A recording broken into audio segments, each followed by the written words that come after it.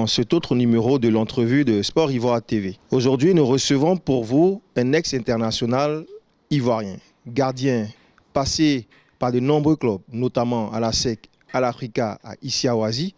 Il a fait également les beaux jours de l'équipe nationale de Côte d'Ivoire, notamment lors du CHAN 2016. Mesdames et messieurs, vous l'aurez compris, nous recevons pour vous Cissé Abdoul Karim. Jeune footballeur retraité, qu'est-ce que vous faites à présent de vos journées? Je passe des journées vraiment très chargées. Je continue la formation. Voilà, je fais aussi le tour des stades pour m'imprégner de tout ce qui se passe, voir aussi s'il y a des talents à détecter. Vu que maintenant je suis préparateur de gardien de but de la sélection U20, disons je suis à la DTN. Et donc ça demande beaucoup de boulot. Beaucoup de boulot. Savoir ce qu'on fait, savoir ce qu'on dit. Et lorsqu'on fait une proposition de gardien, il faut être sûr des qualités de ce gardien-là. Le reste sera en travaillant. Et hormis ça, je fais aussi des cours de renforcement qui n'ont vraiment rien à voir avec le football. Voilà, pour moi, la vraie vie du footballeur commence après la carrière. Donc je sais plus ou moins comment m'organiser. Très bien. Alors, vous avez été un gardien de classe, on dirait de classe mondiale, même continentale. Vous avez un talent inouï.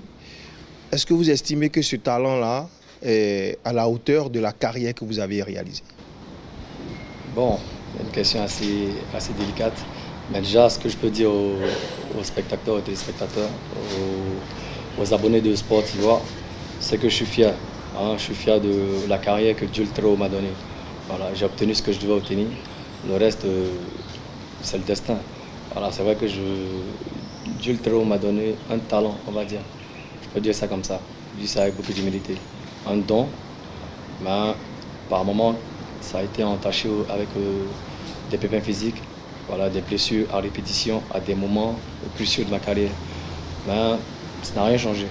Voilà, ça n'a rien changé. À chaque fois que j'avais un pépin physique, à chaque fois que j'avais un truc qui m'éloignait des stades, j'avais toujours cette capacité mentale et physique, et surtout cette foi en Dieu-là, de revenir. Et quand je revenais, j'étais toujours meilleur. Donc ça m'est resté. Et ça, au jour d'aujourd'hui, je ne joue plus, mais ça me sert dans la vie active.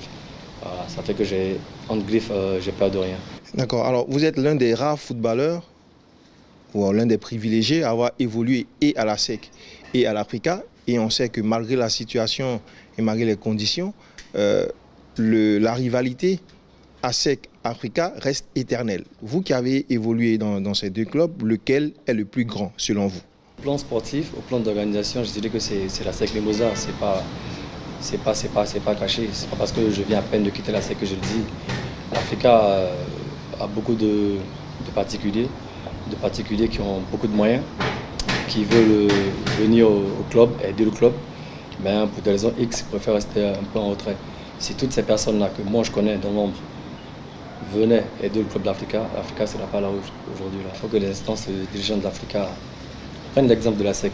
Certes, en concurrence, mais prennent l'exemple de la SEC. Il n'y a pas de honte à ça. Vous étiez récemment l'entraîneur des gardiens de but de l'équipe qui se préparait donc pour le prochain CHAN. Et il y a eu une polémique qui a jailli dans votre choix du numéro 1. Pendant que les observateurs voyaient Drissa, gardien du stade d'Abidjan, c'est finalement Sylvain Gboro qui a été choisi. Comment ça s'est fait? Est-ce que c'était par amitié ou juste parce que Sylvain était beaucoup plus compétent que Drissa Bomba? Le choix de Gboro, ça n'a pas été un choix par affinité. Je vous explique. Dans les débuts, quand Gboro est arrivé, quand je l'appelle, le match contre le Maroc, il était sur le banc. C'est Gboro Sylvain qui vient en sélection. En quelle sélection? Il vient en sélection pour le CHAN. Il a été champion d'Afrique. Je prends la peine de le mettre sur le banc pour faire jouer Bomba Drissa. Et c'est seulement qu'au deuxième match que Gboro, il joue. C'est encore ça passe. On a encore des matchs amicaux qu'on fait. Et Gboro était toujours sur le banc. Mais Sylvain, il s'est adapté et il s'est fondu dans la masse. Et quand il ne jouait pas, il était avec ses petits frères, il lui donnait des conseils. Jusqu'à ce qu'on arrive au match, on fait un dernier match amical contre la Guinée. Sylvain Gboro est encore sur le banc. Si vous vous rappelez de ce match-là. Oui. Je fais jouer Maurice, le gardien de Zoma, devant Sylvain Gboro. Donc le choix de Sylvain Gboro, quand on dit que c'est par affinité, ça n'a pas de sens. Ça, c'est les fanatiques de Facebook et tout qui faisaient ça, mais c'est pas mon problème. Personne ne peut dire que le choix de Sylvain, c'était un choix par affinité. Mais sur le terrain, il sait. J'étais très dur avec lui. Alors, dernière question à Abdul Karim Cissé. Quelle est la relation que vous avez avec l'Union des footballeurs ivoiriens dirigée par Zoromark? En termes de collaboration, l'association du Blanc Marc, je pense qu'elle n'est pas reconnue par la fédération. Vous savez, pour défendre des joueurs, il ne faut pas regarder qu'est-ce que je vais gagner en faisant ça. Il faut le faire. La meilleure des récompenses vient de Dieu. Voilà, donc pour moi, mon souhait pour moi, c'est qu'on se mette ensemble pour faire une seule association. Merci Abdul Karim Cissé de nous avoir accordé cette entrevue. Mesdames et messieurs, chers abonnés des Sports Ivoire TV, c'était l'entrevue avec Cissé Abdul Karim. Rendez-vous pour un autre numéro dans l'entrevue de Sports Ivoire TV. Merci.